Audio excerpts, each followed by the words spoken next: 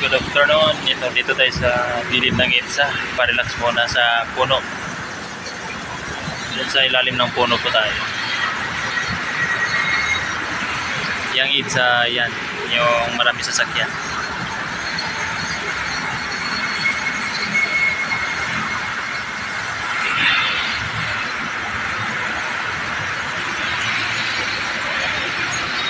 Ito life biyahero talaga. Ayan, sa kalsada, buhay kalsada po tayo guys dito sa Manila. Noong una buhay tayo, life bukid life tayo.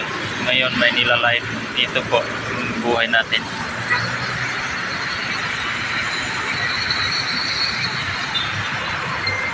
Siyempre marami rin po tayong kasama guys.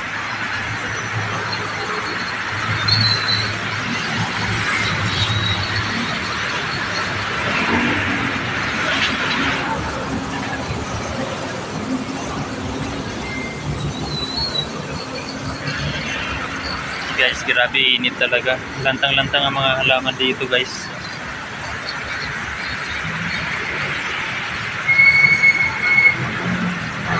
So ganito lang po buhay natin guys.